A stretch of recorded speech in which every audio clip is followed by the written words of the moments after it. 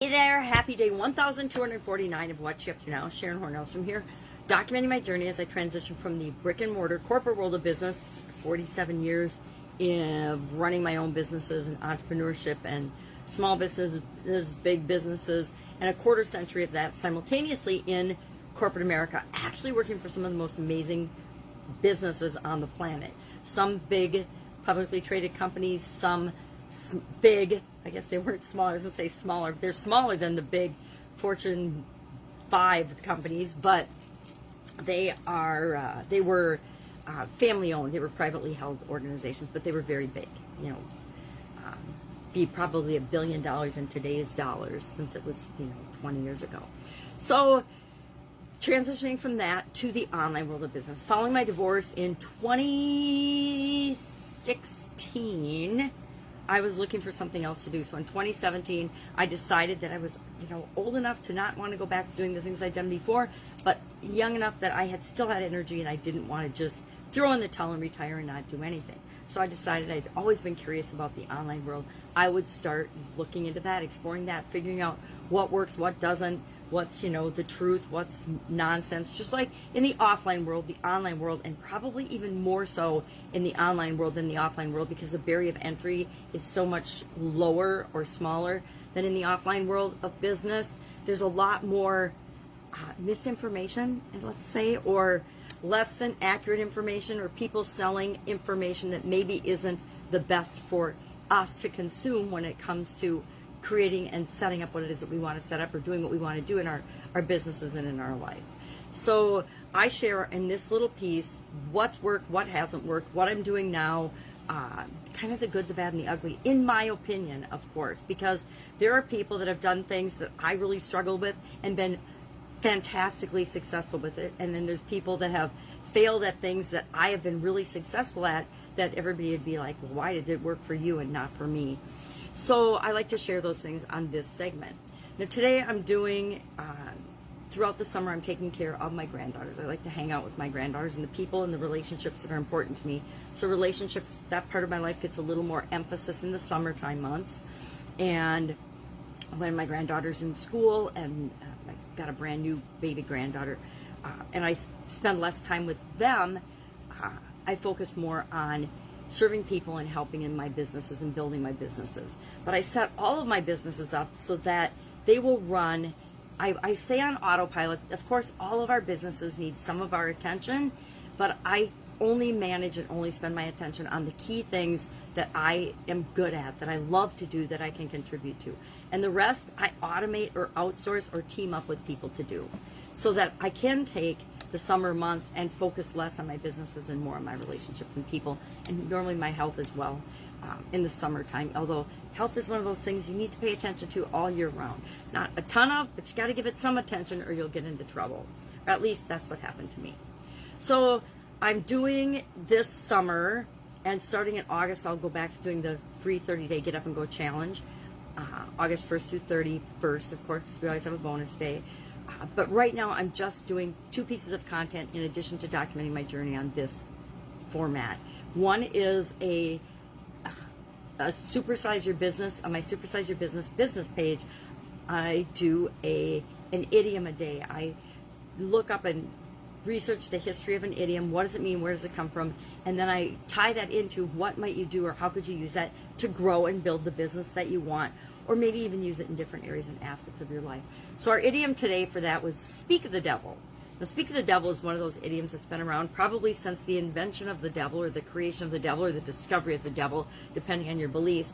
But Giovanni Torani, or Toriano, or something, in Piazza Universale in 1666 wrote about it and actually used the phrase speak of the devil. Was also talk of the devil sometimes, and the belief was that if you speak of the devil or talk about the devil, he'll appear. He'll all of a sudden, assuming the devil is a he, would pop up and appear. Now I think it's just some kind of a creepy monster thing in my imagination, so we don't want to, basically this idiom is warning us not to speak of the devil. Well, around the 19th century, the meaning of this idiom went from actually talking about or speaking of the devil and being afraid that the devil would come into your life or appear, to eavesdropping or talking about someone and all that isn't there, and then all of a sudden they appear, right?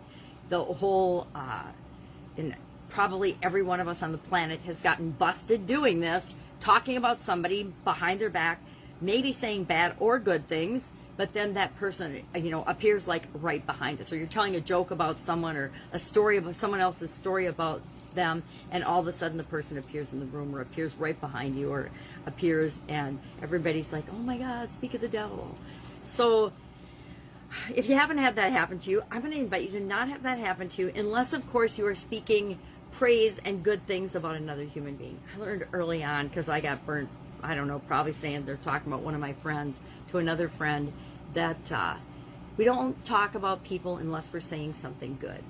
Because we want to create more good in the world, right? We want to create more good in our lives. We want to build people up, not tear them down.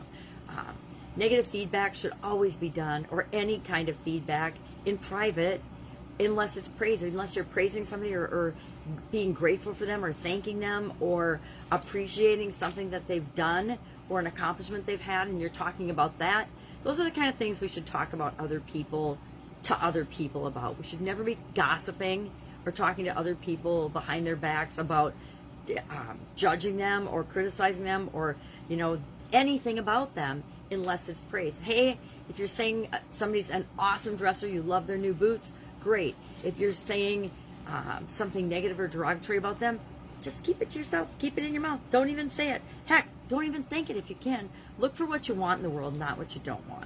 So that was our idiom today, our expression. And for some reason, the movie The Devil Wears Prada I go to sleep at night thinking about the idiom, and then in the morning I wake up with some ideas about the idiom, and for some reason The Devil Wears Prada was stuck in my mind, and then that apple bottom and the boots with the fur song. I have no idea what they have to do with anything or about my day, but that's what I woke up with stuck in my head today as I was getting ready to do my videos, and it just kind of makes me snicker and laugh sometimes.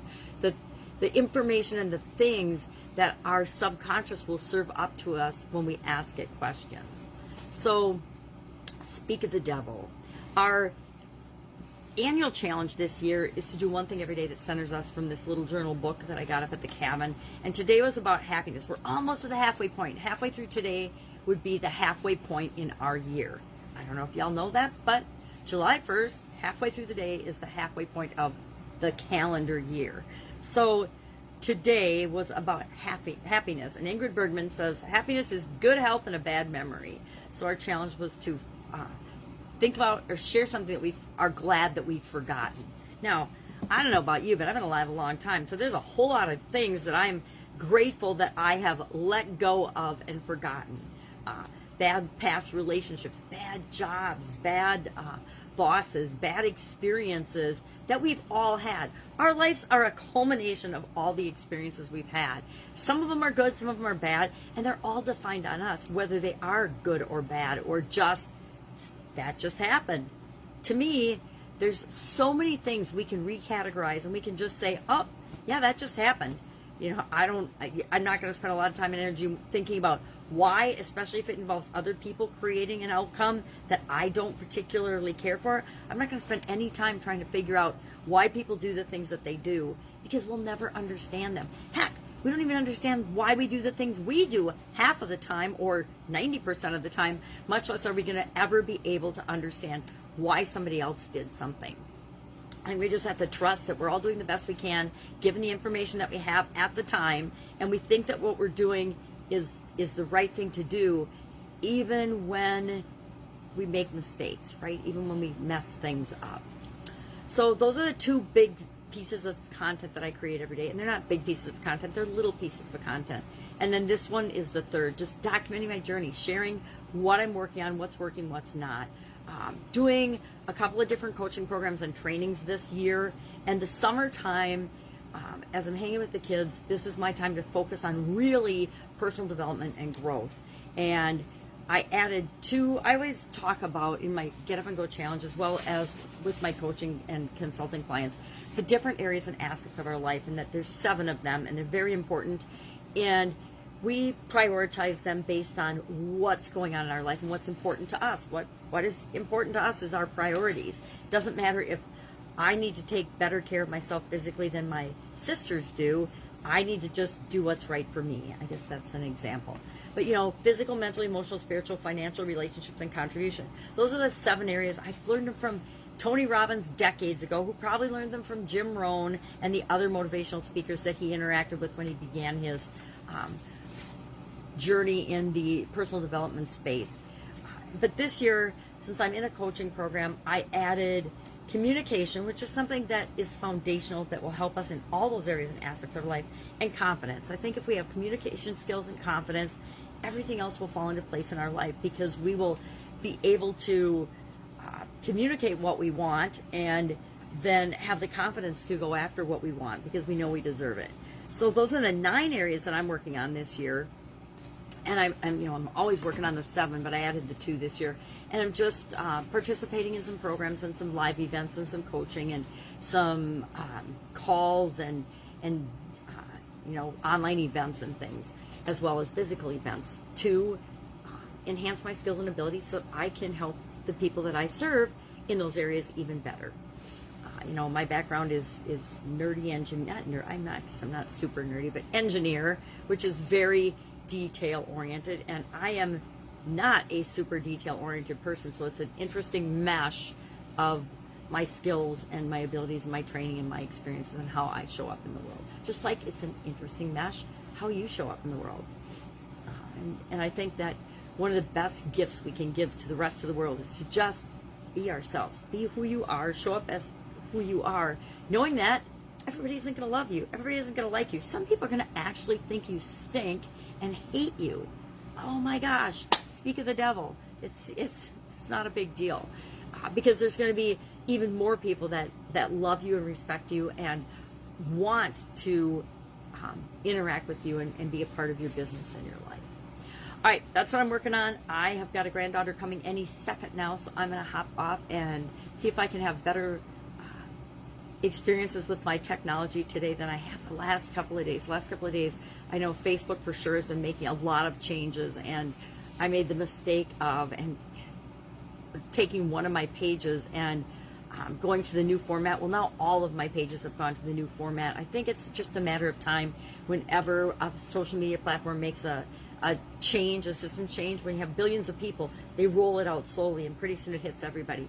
And some of those changes feel like an assault or a pain in the beginning, and then we figure out how to make them work for us. I'm in the stage of figuring out, well, how do I make this work for me? This change, there's nothing I can do about it. There's nobody I can talk to. How do I figure it out and make it work for me? And yesterday I just got a little bit frustrated because one of my pages just would not work. It wouldn't do what I needed it to do to process my information and do what I normally do. So either I have to change what I normally do or figure out a different way of doing it, which is exactly what I'll do. I was going to record my videos on StreamYard today, but I decided I didn't want to make that jump if I didn't have to, because 2/3 of what I was doing yesterday worked, only 1/3 didn't. So maybe I only have to solve 1/3 of the problem, and I don't have to figure it out. And usually what happens when I'm struggling with a change in one of the platforms, in a day or two, or sometimes it's a week or two, it self-corrects, because I'm not the only one struggling with it. So there's a whole lot of people, and I don't usually complain about it or try to figure it out or answer. I try to figure it out, but I don't go to the source and complain about it. Number one, because I know that there's going to be millions of other people that are already bringing it to the attention of the organization, and it will get fixed. And I don't need to focus on the negative energy. I just need to focus on, how do I make it work for me? How do I get the outcome that I want in the easiest way possible, and with the least amount of stress, doubt, energy, and worry, and adding to the negative feedback that I provide to a company. It wears me down. It wastes my time that I could be spending figuring out how to make things work for me.